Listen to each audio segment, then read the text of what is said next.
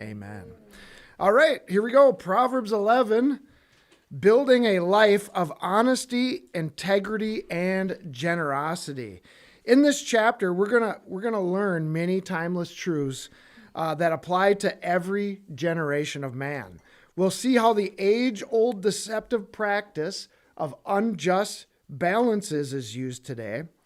We'll understand that riches can't help us in the day of judgment, but righteousness can.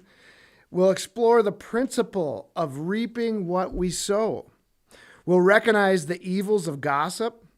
We'll understand the value and importance of winning souls over winning arguments, and so much more. So the question I want to ask everybody as we get into this is, do you want to live a life that you can be proud of, a life that makes your Heavenly Father proud of you? If you do, let's dig in and find out how. Here we go. Proverbs chapter 11, verse 1, a false balance is an abomination to the Lord, but a just weight is his delight. Okay, this is a very in-depth verse here, one that we're going to spend a little bit of time on. So let's talk about balances. Before the modern era, scales and balances, those things that, you see, you put a weight on one side and it tips, it looks kind of like a T or even a cross, by the way. We got a study we did a long time ago called The Balance of the Cross and how it brings justice and judgment. Another topic for another time. Didn't plan on going into that, just remembered that.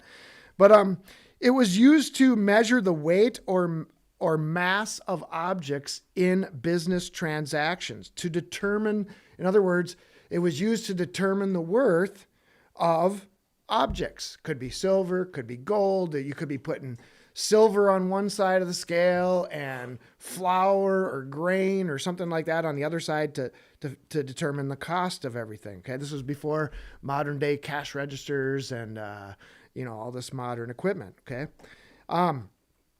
But a false balance, so when we're talking about false balances, it would be a scale that was rigged or calibrated, because they'd have to calibrate these scales to make sure they're actually accurate. A false balance would be a scale that was rigged or calibrated to give a false weight in favor of one person over the other. Okay, so if you were running a business and people come in and buy stuff from you and you rig the scale to always be a little bit in your favor, that's unjust. That's wickedness. That's defrauding others. Okay. So this fraudulent practice of unjust measures and balances, God hates greatly. Okay. That's why he calls it an abomination. So that's what God thinks about unjust business practices. Okay, this proverb doesn't just have to do with an actual scale, and you might say, well, we don't use those anymore, so nobody commits these crimes. No, it's any time you defraud others or you tip the scales in your favor in business practice, that's an abomination to God. He wants us to be fair and just in even the smallest things. Okay, even the smallest things. It matters to him. It matters to him. But it goes even deeper than economic practices or business. Anytime we administer justice or judgment in a way that favors one person over the other, tipping the scales for somebody, that's a false balance. That's a false balance, and that's an abomination to the Lord. You'll even see in America where our Department of Justice is or whatever, there'll be a woman there holding a scale. Okay, that's where they get this from. They get this from the Bible. So it has to do with judgment as well. So justice should be equal for all, rich or poor, friend or stranger, and that's important. In fact, in Leviticus 19, verse 15, I'm going to quote it here. It says, "You shall do," in the law, it says, "You shall do no unrighteousness in judgment. Thou shalt not respect the person of the poor." Oh, that's interesting. We always hear it the other way around. Don't favor the rich. But you're not supposed to respect the person of the poor, nor honor the person of the mighty, somebody who's powerful, but in righteousness thou shalt judge thy neighbor. In righteousness. So you can't go into something thinking, well, that's a poor person and that's a rich person, and I feel for the poor person, so I'm going to tip the scales of justice for them. Or vice versa. If you're another powerful person and you have a rich and powerful friend being brought to justice, you are not to tip the scales of for them in their favor against somebody who's poor. It's supposed to be equal. It's supposed to be equal. And that is no favoritism, no bribes, all that stuff, right? But let's take this and apply this age-old truth or age-old warning about false balances to America today. Has anybody ever heard of the Federal Reserve Bank? Okay, they specialize at violating this proverb. The whole institution itself was founded in violation of Leviticus 19:15 and Proverbs 11, verse 1. Why? Well, for one, the Federal Reserve Bank, though many people think it's part of the federal government, is actually privately owned. And in my opinion, privately owned by the serpent seed and their descendants that have been manipulating economies from generation to generation throughout Europe and so on. And people wonder, why do these people get attacked so often throughout all the countries? Because they practice this? They rip people off? I mean, come on, wake up. So the Federal Reserve is a privately owned banking institution that has the power, has been given the power. You can read about this. There's a book on it. Well, it was the Federal Reserve Act of, 1913? Or I can't remember the actual date. I could be wrong on that. But check out the Federal Reserve Act when it was passed. Read a little history on it. There's a book called The Creature of Jekyll Island. I'll probably put a link to that in our blog post for this chapter. The Creature of Jekyll Island, it talks about the creation of this institution that has probably done more harm to America than any other institution. Okay, the Federal Reserve Bank. Of course, besides the church has fallen into apostasy, this institution controls so much more than many might think. How do they do it? Well, they can manipulate the scales and balances of our economy in many different ways and in sophisticated ways that most of us don't understand, okay? But one of the obvious ways the Federal Reserve Bank uses unjust balances is by creating inflation. They simply have the power to print more money out of thin air, insert it into our economy, and then every single dollar, if you have $1 in your bank account, now that in your savings account, when the Federal Reserve prints more money, that dollar is now worth less. In other words, they steal the value of your savings by simply printing more money. What is that doing? Picture the scales. It's an unjust scale. They are manipulating the scale. Your dollar is supposed to be here, weighed against gold or silver or whatever, and now all of a sudden it changes value. And that dollar is going down and down and down as inflation goes up and up and up. And they're responsible for doing that. Inflation doesn't just happen. It isn't something that is normal, that all throughout history, your money always becomes worth less and it's just what we deal with. No, it should be worth the same now as it did in the year 1750 or 1776. Okay? But it's not. And I can't even tell you how much it's been devalued. I don't have those stats on me, but look them up. It's alarming. It's alarming. So this private, and why do they do this? Well, the Federal Reserve institution, they manipulate the economies. They manipulate the value of the dollar.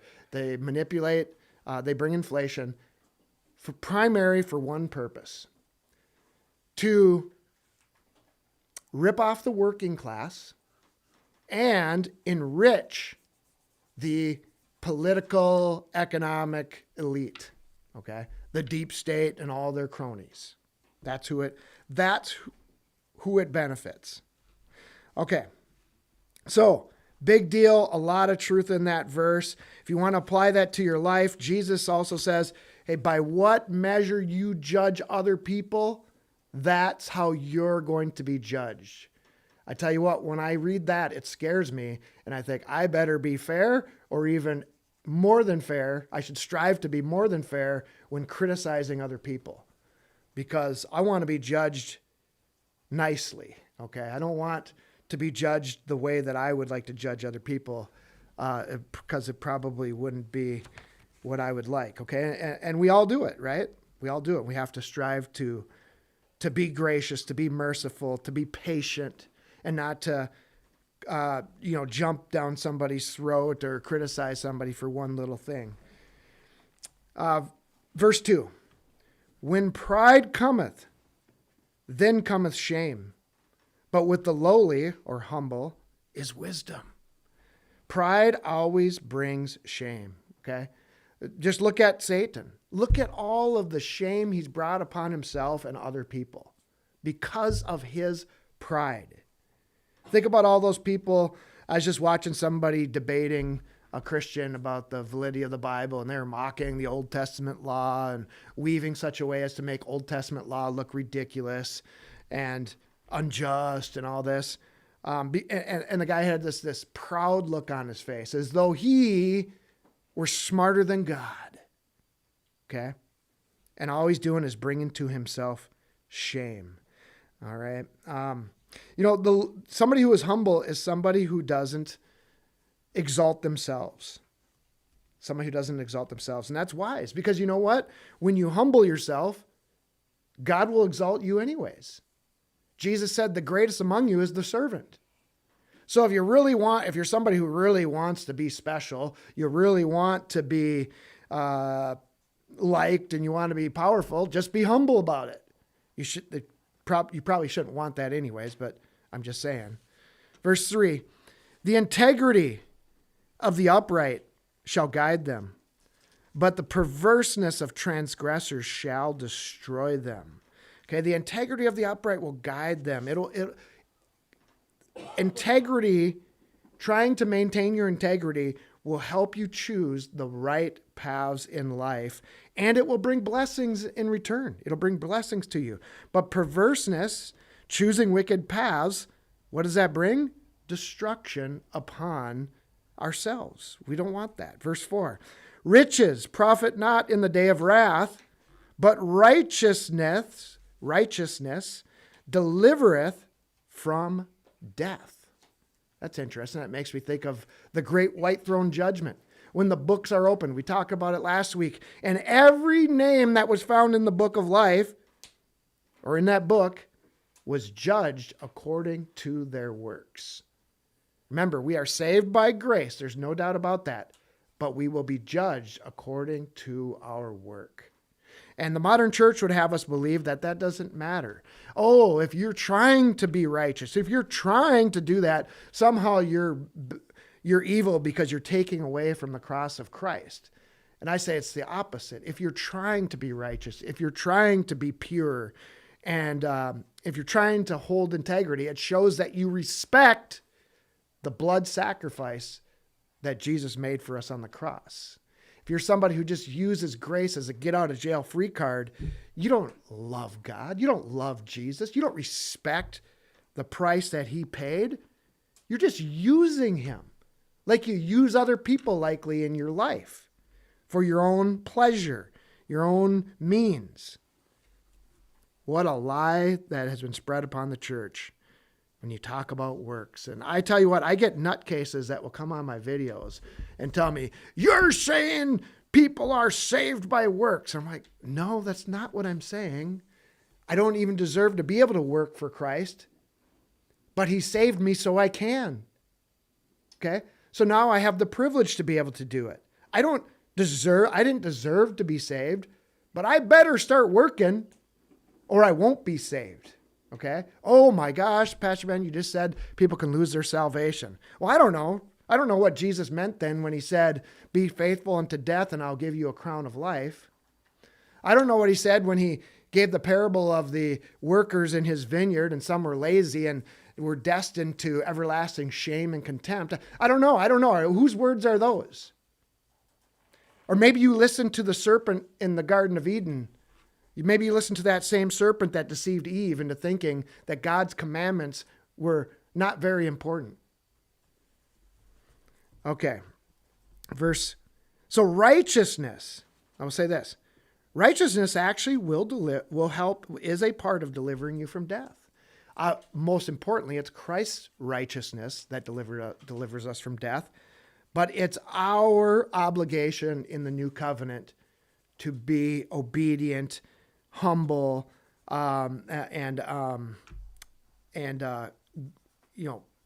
gracious. I should say gracious, but appreciative of what Jesus did for us. So what are you talking about? Let's just talk about the day of wrath a little bit here, though. Ultimately, the day of wrath is when God unleashes his anger upon this sinful world.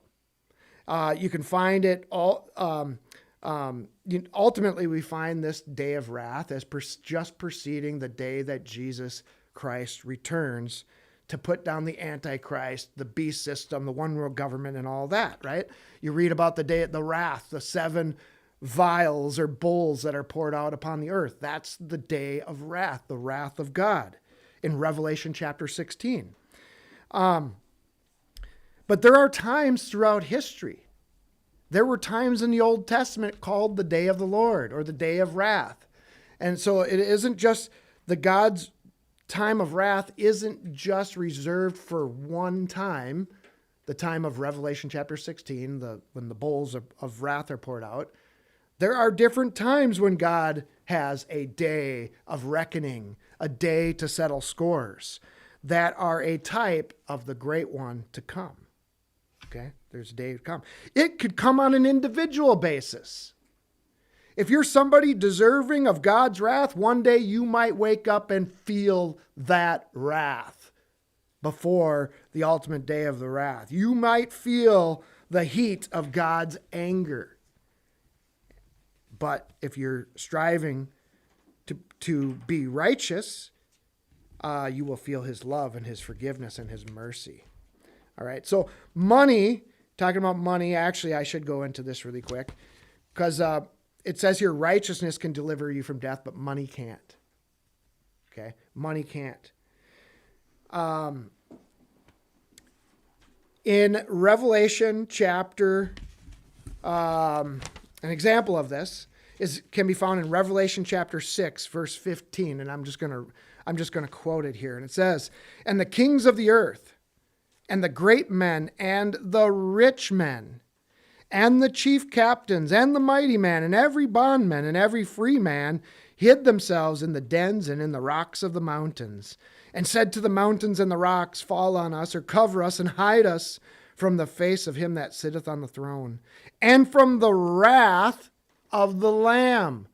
Oh, who's the Lamb? Jesus Christ.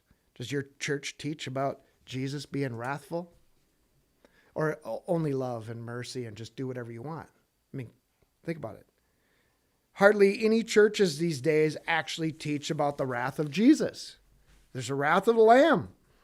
For the great day of his wrath is come, and who shall be able to stand? The rich man can't if they're not righteous and rich.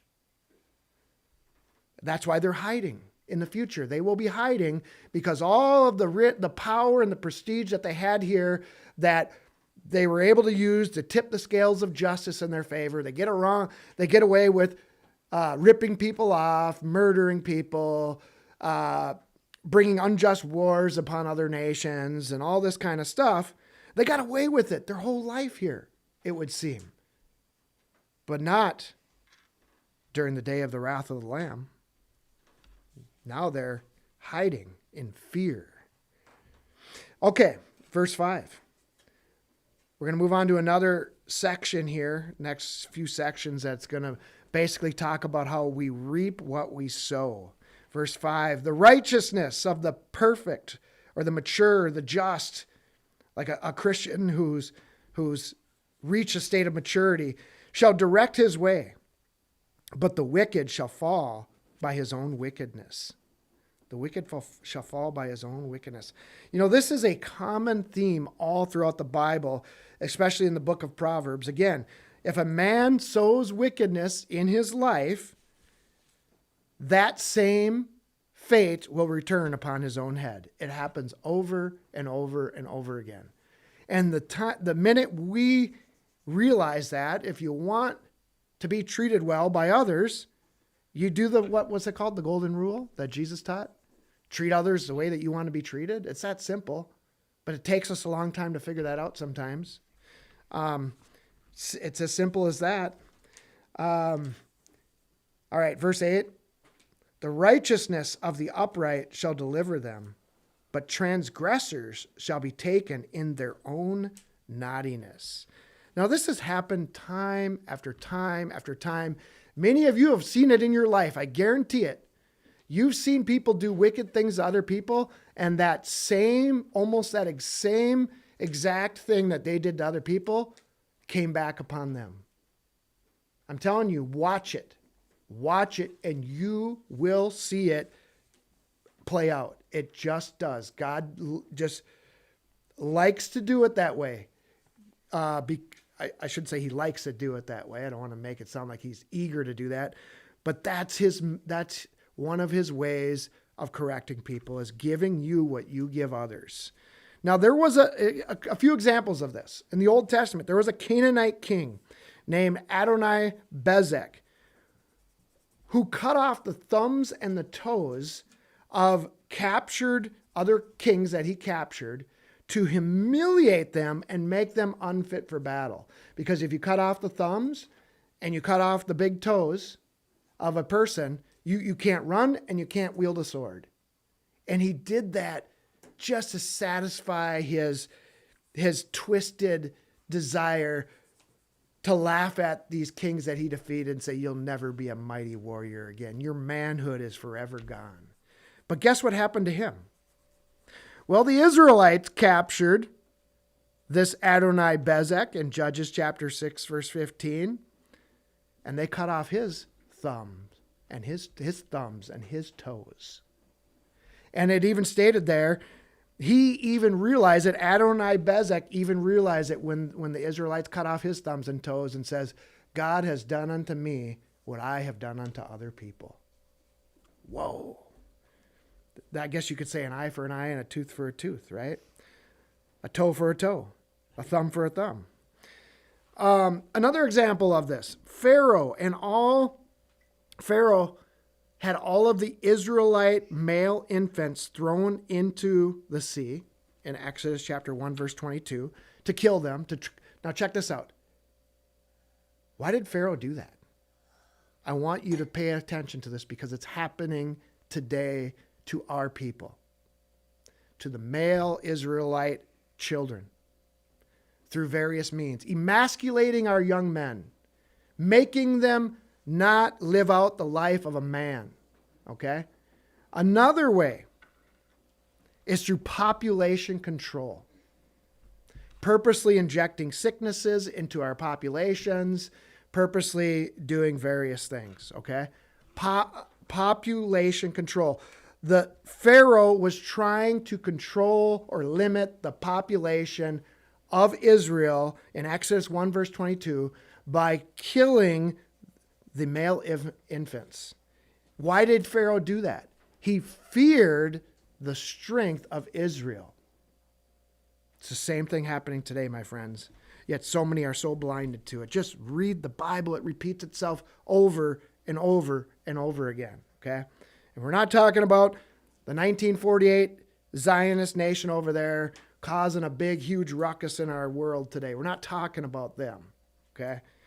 Because very few of them are legitimately of the tribe of Judah, if that. And there are many serpent seeds mixed in, okay? Preparing Zion for the coming of the Antichrist. And I bring that up because there's a lot of stuff happening in the news right now, and a lot of people are duped at what's going on, and there are a lot of false prophets out there that almost seem to say everything else that's right, and they get that wrong. And that could lead many Christians to the Antichrist. All right. So what happened to Pharaoh after he threw a bunch of the Hebrew Israelite infants into the sea? Well, God drowned him in the sea in Exodus chapter 14, verse 27 to 28. Or I don't know if he drowned Pharaoh himself, but he drowned his armies. So there you see it. Judge not lest you be judged. Okay? You treat others the way you want to be treated. In another example of this is Jezebel.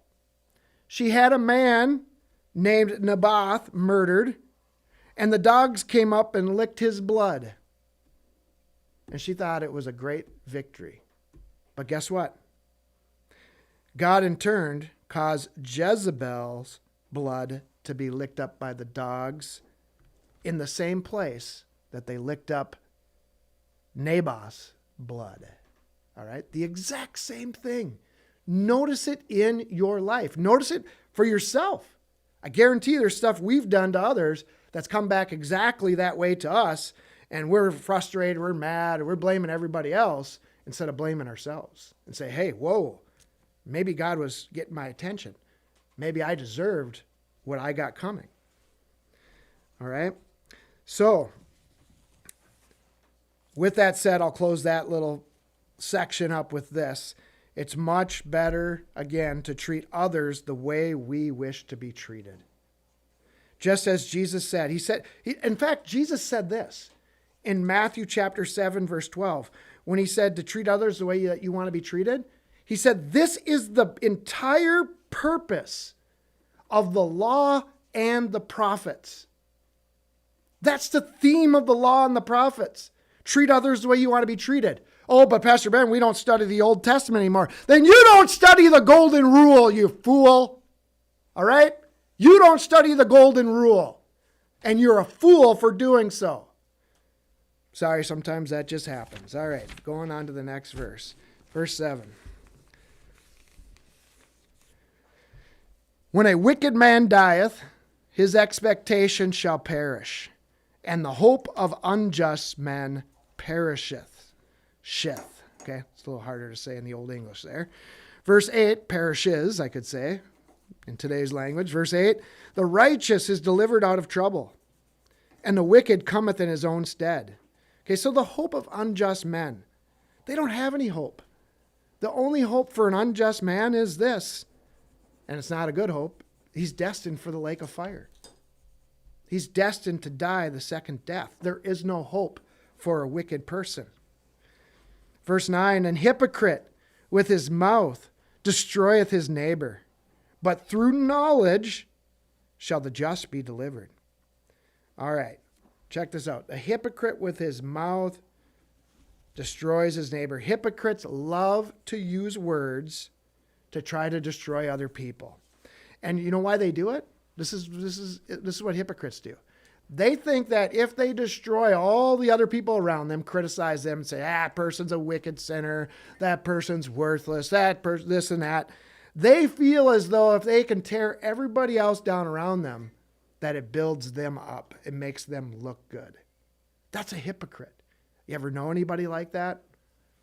Man, if you want to bring yourself up, just praise other people. Find something nice to say about other people. I'm not saying find something nice about a false prophet or somebody who's going around destroying things. I'm saying find something nice about your regular neighbor who's a sinner, not the neighbor who's deviously planning everybody's destruction, okay?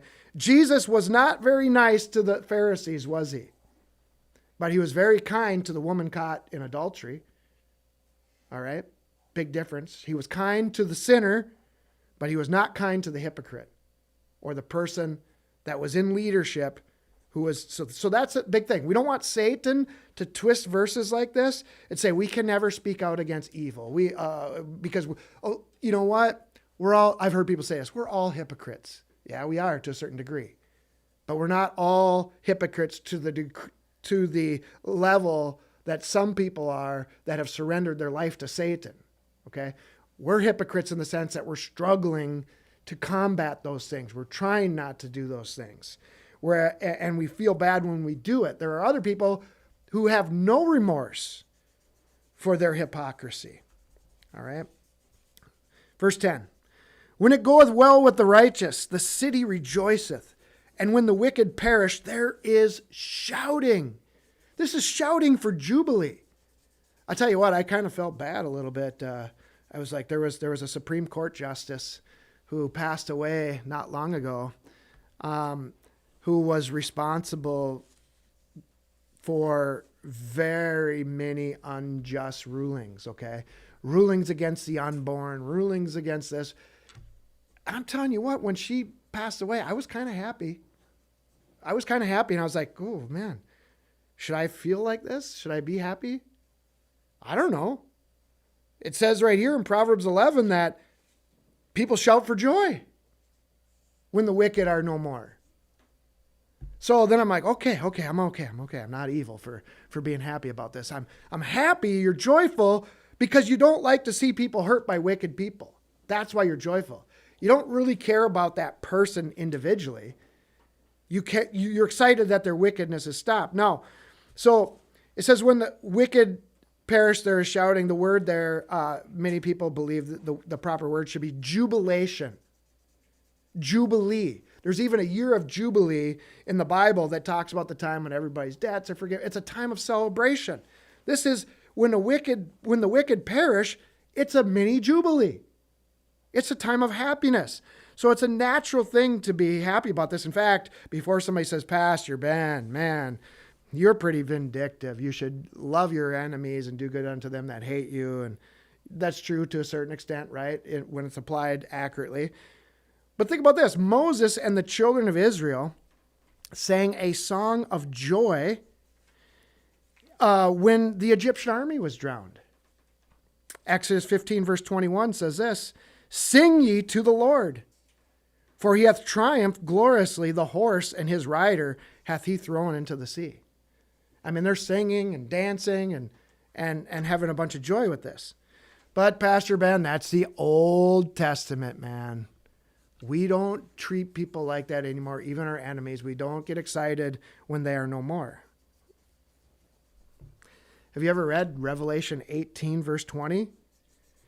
Where a voice from heaven says this, when Mystery Babylon falls, rejoice over her, thou heaven, and ye holy apostles and prophets, for God hath avenged you on her. We're commanded to rejoice when Mystery Babylon falls. Psalms 58, verse 10 through 11 says this, the righteous shall rejoice when he seeth the vengeance. He shall wash his feet in the blood of the wicked. That's yet future, by the way. That's a future prophecy. I mean, literally talking about it. I like to go a little bit over aggressive because the churches are so effeminate today. So I notice these verses when they pop out because the willy-nilly pastor in most of our churches would just read over this and be like, oh, I can't touch that. I'm not going to be considered a man of God if I talk about the righteous washing their feet in the blood of the wicked. Okay? That means absolutely trampling them down in victory. Okay? All right. So, I guess I'm not really that ashamed of rejoicing back in that day. All right, verse 11. By the blessing of the upright, the city is exalted, but it is overthrown by the mouth of the wicked. Man, that's something we see all the time, right? A city is exalted when the righteous are in power, when the righteous are speaking wisdom to the people, blessings. It's good leadership, right? We're talking about good leadership is important. It matters. When you have wicked people in power, expect bad things to come upon your city. A perfect example of that is the city of Minneapolis. It has a wicked governor and a wicked mayor. And what do we see?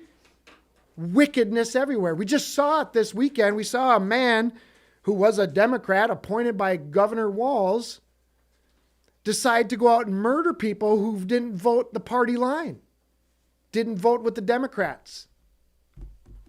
I mean, you think about that.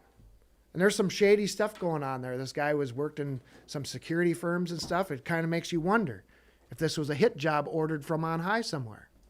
I don't know. There's a lot of strange things happening in our day with these wicked leaders. All right, well, we see it. Verse 12, he that is void of wisdom.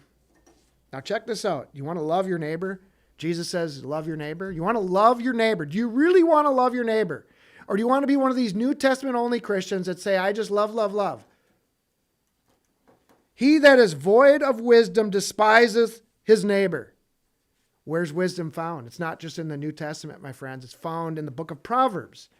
It's found in the book of Genesis. It's found in the book of Exodus, Leviticus, Numbers, you name it. The law and the prophets that Jesus said. That's where wisdom is found. That's where the Lord Jesus Christ was pulling from in his teachings, many of his parables.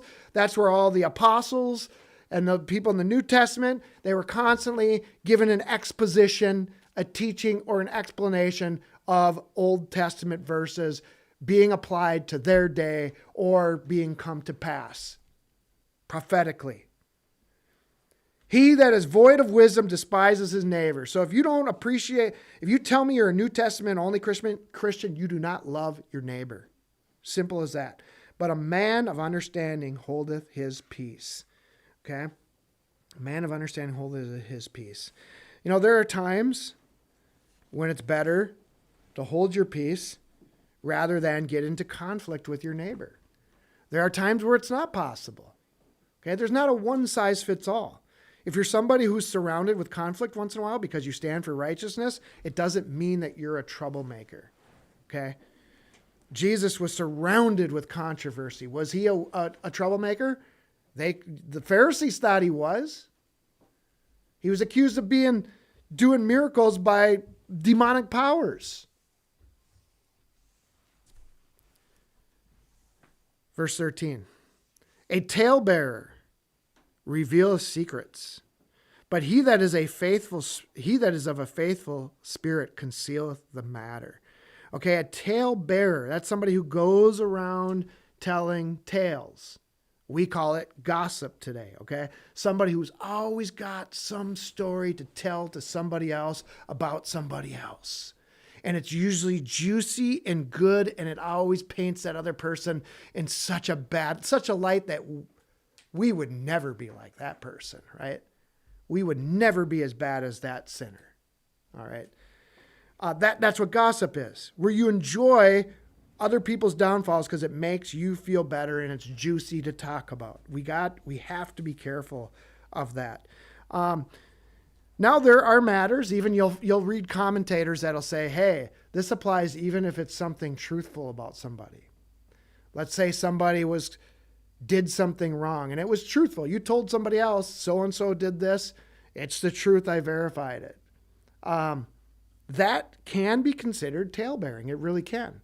However, I want to caution you, if you're exposing somebody because they're harming other people, it's your duty to bring that darkness into light. Okay? By that I mean, if there's a false prophet in your midst and he's deceiving other people, you don't say, well, I don't want to be a talebearer, so I don't really want to say that he's speaking falsely when I can see A, B, C, D, and E here. The false prophet would love for you. They would tell you, you're being a talebearer, you're gossiping, don't tell everybody about me, okay? In that way. So there is a big difference here. Can I help you guys with something? Okay. There is a big difference. Now, I want to caution us on this because when it says that it's better, somebody of a faithful spirit will conceal a matter, that doesn't mean aiding and abetting a wicked person and hiding all of the crap that they continually do. This has more to do with something that your neighbor, your friend, might have had a mishap in their life. They screwed up. You don't want to be the first one to publicize that to everybody. show some grace, show some compassion. If they feel guilty about it, they're repentant and they're like, I really screwed up, then conceal the matter. Why spread it to everybody else? Who's that going to help? It's not going to help the person who fell short. And it's not going to help. And I'm not talking about matters of adultery and things like that, right? It's not going to help that person. Okay? You only spread these matters when you're trying to protect people. If somebody's a wicked person and they're constantly defrauding others, they are the one spreading gossip about other people, they're the hypocrite trying to destroy other people, then I think by all means it is our duty to expose the hidden things of darkness. In fact, the verse I can use to support that is in 1 Timothy 5, verse 20. It says this, them that sin rebuke before all, that others also may fear. Those that sin rebuke before all, so other people will say, I don't want to do that. I don't want to be a part of that. I don't want to repeat that thing that person's doing. But it's not talking about being a gotcha gossip person. I caught them doing this. I saw them do this. I saw Johnny Boy smoking a cigarette and he told his wife he stopped. No, not this John. Okay, that's what we're talking about here. Just go to Johnny Boy and tell him, hey, you told your wife that. You ought to honor that, but you don't go tell the wife right away. Johnny was smoking a cigarette. Okay, verse 14. Where no counsel is, I got to come up with a different name, like Billy Boy. Okay, Billy Boy. Sorry, because John might feel like I'm picking on him indirectly somehow. All right, verse 14. Where no counsel is, the people fall. But in the multitude of counselors, there is safety. As long as it's good, godly counsel, right? If you're getting counsel from a bunch of fools like Job was, you don't want that, right? You don't want to go to all these secular counselors. This verse isn't saying go to your next secular counselor with blue hair and ask them how to live your life, okay? We're not talking about that. We're talking about leaders not being too prideful to accept advice from other people who may know a thing or two because they've seen a thing or two, okay? Not trying to quote that commercial, but that's a statement. Unless they want to pay me for that advertisement, we'll have it. Just kidding. Can't remember what. No, I don't even want to say what company it's for. Giving them too much publicity already, and they could be bad for all I know. All right.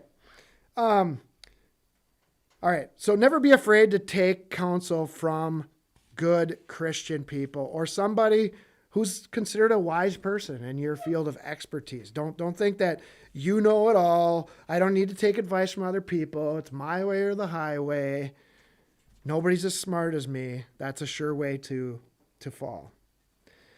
Verse 15, he that is surety for a stranger shall smart for it, and he that hateth suretyship is sure. Surety means to say, I will make good the promise for this person. Oftentimes this was debt. If somebody owed a debt, you don't want to go up and say, I'm a really godly person. I will take the debt of this stranger on for me. I'm so wonderful. Everybody needs to know how wonderful I am. I mean, it's a foolish thing to do, right? Because you could then you could then place yourself in bondage. God doesn't want us in bondage. Okay? So remain free and then do more work for God being free than you would as somebody else's slave or servant. Because you said, hey, I'll make this guy good. He wants to buy a car for $10,000. I don't know him, but I don't know him that well, but I think he's a great guy. And if I'll co-sign for him or whatever, don't do that. That's what the proverb is saying. As somebody who hates that is smart. Somebody who thinks that's a good idea is not very smart. Now, the only person this can apply to that can take this sort of risk is the Lord Jesus Christ. Has he not become surety for us? He paid the price for us, right? He paid the price for our sins, for our debt. But it's probably not wise for you to try to do the same thing, okay? Verse 16, a gracious woman retaineth honor, and strong men retain riches. Now, let's talk about this woman first. Do I need to excite you a little bit more over here? More jokes? No, I'm just teasing. Somebody was yawning here. I don't know whose kid it was. All right. Retains honor. Okay, so a woman who retains her honor is a very precious thing, right? It's a beautiful thing. And it should be the goal of every Christian woman to make sure her honor remains. Do honorable things. Don't give yourselves up to fornication and things like that. Retain your honor. Now, strong men here. Some translators translate this as, some translators and commentators believe that this should be translated cruel men instead of strong men. And they say that while character and honor is important to a gracious woman, cruel men only think about attaining riches. Verse 17, the merciful man doeth good to his own soul. Check that out. Check that out. The merciful man doeth good to his own soul. But he that is cruel, unforgiving, troubleth his own flesh. Do you ever, a lot of people have said that for years, right? If you don't forgive other people, you're just hurting yourself. Again, we're not talking about forgiving somebody who's taking advantage of people, who's unrepentant. We're talking about people that are just people, right? That fall short. Be merciful unto them. Remember the guy in the parable that Jesus taught? The guy that owed his master some money, and his master, he pleaded for his master, and his master forgave him. And then all of a sudden he turns around and goes and grabs somebody else by the neck that owed him money and say, you'll pay me every last dime that you owe me. Okay, we don't want to be like that. It's amazing when you read through these Proverbs. It's simply the way, if you want to live a blessed, happy life, you want other people to treat you well, you want all these good things to come back to you, it's really ultimately up to us to do those things to other people. And then not, because some people will complain and say, it's everybody else's fault all the time. My life is horrible because of this person and that person. Everybody's wicked around me. Well, maybe you're being wicked to other people, right? Ooh, that scares me sometimes when I say that. All right, verse 17. The merciful man. Okay, we already read that. Verse 18. I upset the chickens, scared them. All right, verse 18. They're always pecking at each other and, beating each other up. I'm just teasing. All right, verse 18. The wicked, they're not very nice to each other, though. Chickens, have you ever noticed that? If they want something, they are very selfish. They'll peck at the other one, say, mine, mine, mine, and bully people. And it's something to learn from. All right. Verse 18, the wicked worketh a deceitful work, but to him that soweth righteousness shall be a sure reward. Verse 19, as righteousness tendeth to life, so he that pursueth evil pursueth it to his own death. There we see again, when we reap what we sow. It's said in different ways. If you want to live, then pursue righteousness. If you want to die, pursue evil. All right, verse 20. They that are of a froward heart are an abomination to the Lord, but such as are upright in their way are his delight. Do you want to make God happy? I hope you do. Well, how do you do that?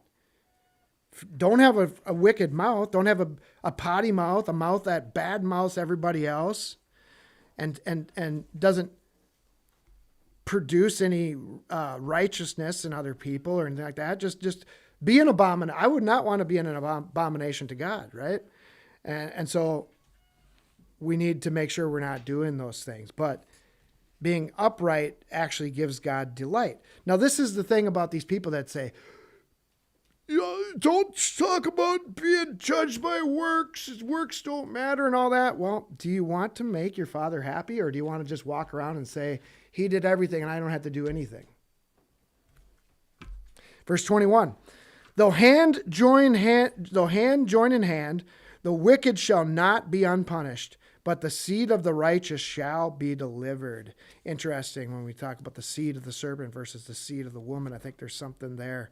But when you're talking about going back to the froward heart, King David, just remember this, when we don't want to have a froward heart. We don't want a heart that tends towards wickedness. Well, how do we get rid of that? Well, King David prayed and said in Psalms 51 verse 10, create in me a clean heart, O God, and renew a right spirit within me. And we were just talking about that earlier here. My question to you is, have you ever made that prayer?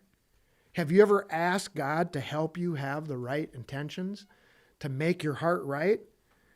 It would be a good idea to do so. Verse 22, I like this one. As a jewel of gold in a swine's snout, so is a fair or a beautiful woman which is without discretion. Man, I tell you what, you could be the most beautiful girl in the world, but if you're foolish in God's eyes and in the eyes of godly men, you are an ugly pig. Sorry, I didn't mean to go that graphic with that, but it is true. It's like putting a golden ring in a swine's snout. That is disgusting. You know, you got the sweat and stinky stuff coming off of that big fat nose of that pig. Oh my gosh. How could you draw a more ugly picture? Okay. So women, girls, young girls, think about this. Don't destroy your natural beauty with foolishness. Enhance it with righteousness and wisdom. Okay. Enhance it with righteousness and wisdom. And I'm telling you what, there are women that might not have a lot of natural beauty, but if they have beauty in the heart, they're going to look 10 times more beautiful than some naturally beautiful woman that's a fool. Okay? That's a fool. All right. I don't think I can ever forget that picture. In fact, growing up in my days before I found my wife, who's wise and beautiful, there were a lot of girls that you could say were like this that probably weren't lacking in the looks department, but man, did they become ugly once a few words came out of their mouth. It was like, ugh, ick. All right, get away from me. Okay, anyways. Verse 23, the desire of the righteous is only good, but the expectation of the wicked is wrath. Okay, there it is again. The desire of the righteous, our hopes, our desires are going to be good things, right? Eternal life, life in New Jerusalem, singing the song of Moses when we get there, the victory song, the song of the Lamb. But the righteous, all they have to wait for is wrath. It's gloom and doom for them. Gloom and doom. Verse 24, there is he that scattereth. Now we're going to move on to the next few verses are going to talk about the blessings of generosity. There is he that scattereth and yet increaseth. And there is that he that withholdeth more than is meet, but it tendeth to poverty. This is an interesting verse because it goes against what the stingy person would think, right? If I save every last penny that I have, I will become blessed. I'll have plenteous, right? There's nothing wrong with being a saver and being responsible. But if you're that kind of a person who saves and is never generous and only hoards things for yourself, you're going to eventually be poor. Okay? Maybe you die a rich person, but guess what? You're going to be poor if you make it into the kingdom of heaven. You're not going to have any riches because you don't have any righteousness, right? But so it's the opposite. I mean, you're generous, and generous people, and you see this in business. And if you read secular books about business, listen to audio books about business, even the worldly people know that generous people often become wealthy people. And it goes against what you would think. because it's a law of nature. It's a law of nature. When you scatter abroad, it comes back to you. It's like sowing seeds, like going out. It's like planting a garden, right? If you don't sow the seed, if you're not generous with planting the seed, you're not going to have a harvest. Now think about this on the spiritual level. Planting seeds of truth with other people will make you rich come judgment day when when God sees that you've been generous with others and sharing others, because some people, it's interesting, some people will study the Bible. They'll get to the point where sometimes they want to just, now this isn't like a normal thing, but people that have studied the Bible for years, sometimes you'll come across somebody who only wants to study for themselves, and they'll literally even want to like hide something, hide some precious gem that they found because they feel like they uncovered it and they don't want other people to know it, which is silly. I don't know how somebody could be motivated, by that. It doesn't make any sense to me. But all right. Verse 26, he that withholdeth corn, the people shall curse him, but blessing shall be upon the head of him that selleth it. This is interesting. This is talking about, when somebody has plenty of something, but they hold on to it in order to manipulate the price. We call it price gouging. They're creating a demand by acting like they don't have a lot of it, and they might have a lot of it so that people will pay more for it. This happens in times of famines, in times of natural catastrophes. Let's say there's a case of water that normally sells for $3 of spring water, and somebody will might have truckloads and truckloads of this stuff, and they think, oh, I'm going to drive over there and I'm going to sell that for $20 a case now. I'm going to get a big profit, man. Think about how wicked that really is. To profit off of a tragedy. To profit off of a time when there's scarcity or shortness and you have abundance. That is about as selfish as you can get. But people do it. It's called price gouging. Taking advantage of situations in order to enrich yourself. Verse 27, we probably had that back in the days when we had this, this dangerous pandemic that came around. I got to be careful of what I say because those AI bots pick you up and cancel your videos. Still, probably to this day. But all of a sudden, there's no toilet paper. And now and things, people were trying to sell stuff for way more than it was worth. And then you find out later that there were some distributors that were hoarding toilet paper so they could sell it for higher prices. And things like that. Don't do that. People will think of you as a cursed person for doing stuff like that. He that diligently seeketh good procureth favor. Diligently seeketh good. Somebody who's striving to do what's good, do what's right, is going to get favor. But he that seeketh mischief, it shall come upon him. There it is again. You reap what you sow. You want to seek mischief? Well, mischief's going to come upon you. Verse 28, he that trusteth in his riches shall fall, but the righteous shall flourish as a branch. Now, all throughout the Bible, we see that there is no sin in being rich.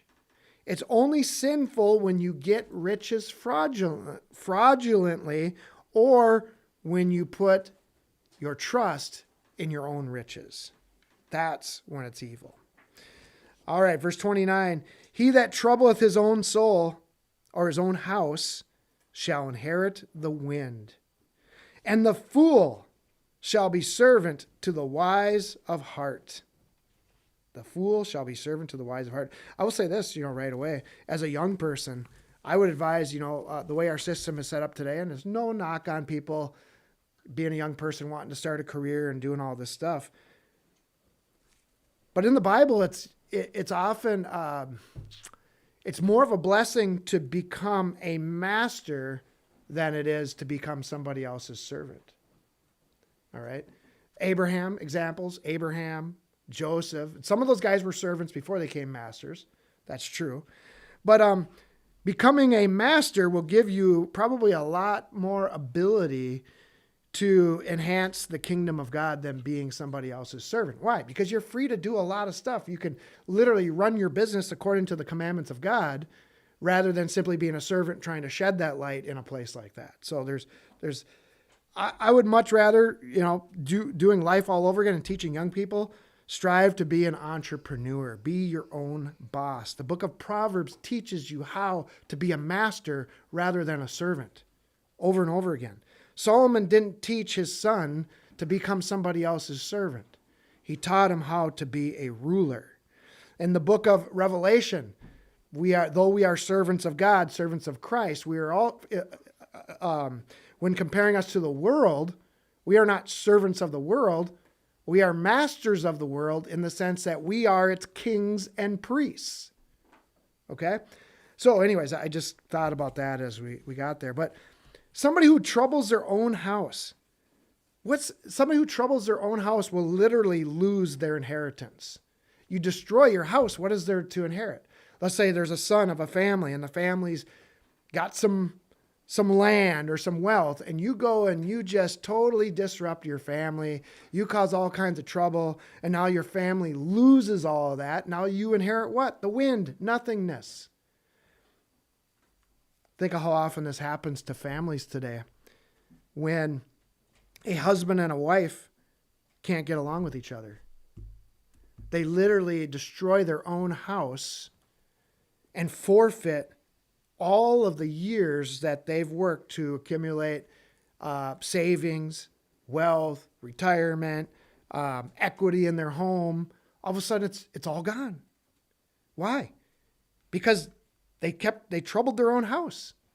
Instead of trying to get along, they were stubborn, obstinate, whatever, attacked their own family members, you name it. Now this, of course, there are good people where this happens to because of other situations and so forth. But it is a common theme in America where we destroy ourselves. We really do. And it's sad. And inheritance these days is kind of a thing of the past for the average person. Verse 30, the fruit of the righteous is a tree of life. This is a great verse to end this with. The 30 verse. Oh, there's one more verse after this. But the fruit of the righteous is a tree of life, and he that winneth souls is wise. Now, a tree of life, a righteous person lives their life in a way that is a blessing to others, in a way that brings life to others, in a way that improves the quality of life of others. Okay? That's what being a tree is, a tree of life is. You're literally serving other people instead of yourself, right? That's really interesting. I could literally do a whole study on the tree of life now in view of this verse. What was the tree of life in the Garden of Eden? What was it really? It'd be interesting to take a deep dive into that. All right, but we're not going to because we don't have time. But he that wins souls is wise. If you really stop and think about it, Christians winning souls is our whole life's purpose, to win the souls. Sometimes we want to win the argument rather than win the soul because we're right, they're wrong, we want to prove to them that. And sometimes you have to. It's not to say we never want to win an argument. But I think this, it's much better to seek to win souls over winning the argument. And if you go into that with that perspective, when you're not going to all of a sudden get so heated, you're going to froth at the mouth and tell them, no, the word of God says this, you stupid idiot, you fool, you're probably going to hell anyways, or something like that. Sometimes you want to say that, but you can't, right? It's much better to go in there with the mentality of how can I win this person's heart versus I'm going to beat them and I'm going to show them, right? And that's hard to do. But if we have that on our mind, in other words, other people will say it this way. If you're loving that person, if you're having a discussion and you're doing it out of love, that's better, right? Okay. So verse 21 or 31 in closing, Behold, the righteous shall be recompensed in the earth. Even in the earth. We'll get rewards, right? Much more the wicked and the sinner. Ooh, that's a sobering thought, that it says that the wicked will get what they have coming to them more so even than the righteous as far as rewards go. That means God's not playing games, all right? He is a God of judgment, and he will give the wicked what they've got coming to them. It's not something that you can just shove aside and say, oh, I don't think he'll really do that. He loves all of his children. He's not really going to punish us. No, he's really going to punish people. There really will be people that will go into the lake of fire. There really will be. And it will be sad, but it will be true, because God is a God of justice, and he cannot allow the wicked to live with us forever and have it be a joyous, happy place for all of us. So with that said, hey, lots of good advice in these Proverbs. Teaches us the value of honesty. This chapter taught us the value of honesty, integrity, generosity, reaping what we sow. It's our choice. If we could live a happy, blessed life, even in a troubled world, if we simply apply these principles. With that said, we'll take questions and comments if we have any. Do we have the microphone? I think it's right there.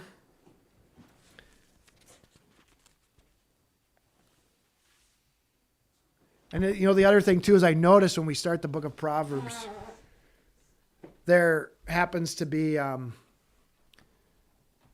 hey, let's go inside.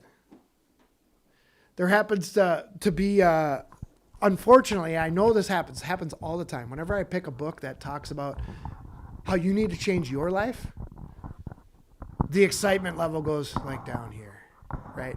If I teach the Revelation and the mark of the beast and talk about the wicked Zionists and all that, everybody's there. Because it's exciting and it's not about you changing your own life. These Proverbs are, if you're in the book of Revelation and you're not in the book of Proverbs, I'd worry a little bit. Now, I'm not saying that out of spite. I'm not angry that it's just an observation. I've noticed that all throughout time. If I have a exciting prophetic topic, title or whatever, everybody's there. But it tells me the condition of Christians and where our hearts often are. Okay? Think about that. All right. What do we have? I just got a comment. It says in verse 21, though hand join in hand, the wicked shall not be unpunished. Basically, sometimes the wicked people, they may seem so great and so powerful, and it almost seems sometimes like impossible to beat them. But really, in the end, they will lose. Like, they can win the small battles, but they will never win the war. Good point. Yeah, they won't be with us long, right? The wicked won't be with us long. Any other questions or comments? Any online? Nope. Okay, I guess I was right. I could see it from here. I was like, I don't see a long list, so I'm going to do a little rebuking while I have the opportunity here.